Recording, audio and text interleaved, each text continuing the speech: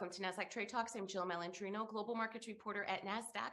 Joining me is Vance Spencer, co-founder of Framework Ventures, one of the largest VC firms in the crypto industry, with over $1 billion in assets under management. Vance and his team are known among crypto circles for their early entry into decentralized finance and GameFi.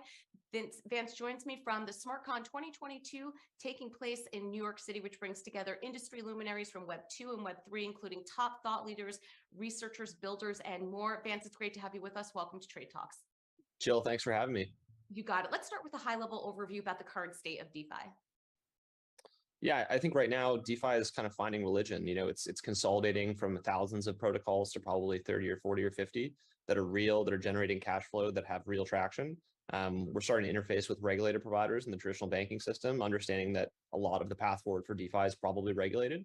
But overall, I think it's positive. Like we just went through a huge bull cycle. We figured out a lot of things that worked. We figured a lot that didn't work, but overall, we're just pushing it forward. And I've never been as bullish on DeFi as I am today, just because there is a path towards some sort of regulated permission DeFi, and there wasn't really that in the past.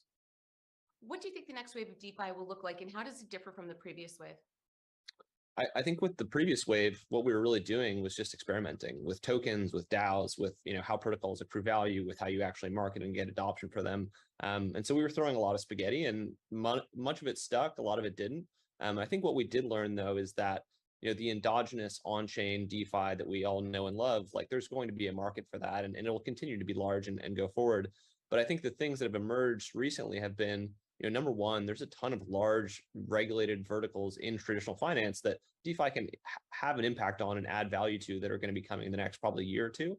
And on top of that, just like the large regions in the world, Brazil, India, Southeast Asia, that have crypto adoption, we're starting to build the DeFi tools and services around them to really take crypto to market in those countries. And that's also going to be positive. And so there's a lot changing, but in many ways, it's for the best. What sort of new DeFi primitives or products are you seeing? The things that are interesting are things like, staking protocols that are kind of, you use the native asset of something like Ethereum to secure the network. Like we've seen a lot of growth in those. Stablecoins are obviously very exciting. There's also like obvious unchecked boxes that don't have dominant players, things like insurance, things like derivatives. And so those are things that are going to be emergent in the near term. There's also a lot of infrastructure that's very exciting. Overall, I think that DeFi is kind of figuring out all of the holes and all of the markets that it didn't address in the past bull market, and now just marching towards it today. Vance, would you say that DeFi is becoming more institutional? I've noticed a wave of talent from more traditional companies entering the DeFi space in recent months. It's getting more institutional, and I think the traditional crypto ethos would probably push back on that. But I don't think that's actually a bad thing. Like we have large institutions that are putting large amounts of capital on chain. They're validating the use cases that we have, and they're helping us probably remove or just basically just deprioritize the things that don't have a large and lasting impact that can be integrated in the traditional financial ecosystem. So it is a positive. There's things that are changing, but that's crypto. It's always changing. Right. And we saw that you've allocated around half of your newest 400 million towards Web3 gaming. Explain to us the rationale behind that.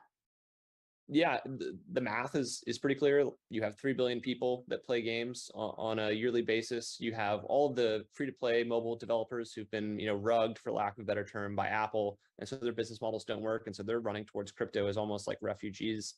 And so you have the supply, you have the demand. And I think you have a close link between what crypto is today and what gaming is today. Gaming people transact in virtual currencies. They buy digital items. Like they're kind of like our long lost cousins in a few different ways. And yeah, I mean, just bring them on chain doesn't seem to be that hard, and it's a large and immediately addressable market. So, why not? Yeah, I mean, and it's a perfect way to wrap this up. What's the larger thesis around Web3 gaming, or what's called GameFi?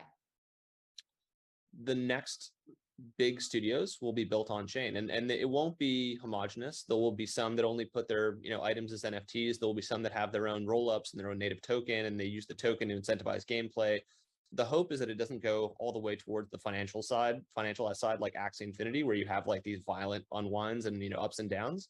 And yeah, the hope is that it's just a more utility-driven future that's driven by applications like games, and we're super excited about that category. And they're all launching, not all of them, but most of them are launching, next year. And so we're going to figure out if we're right or not. And I have the perspective that we are. All right, Vance, we appreciate the insight. Thanks for joining us on Trade Talks. I'm Jill Malandrino, Global Markets Reporter at Nasdaq. Awesome. Thanks, Jill.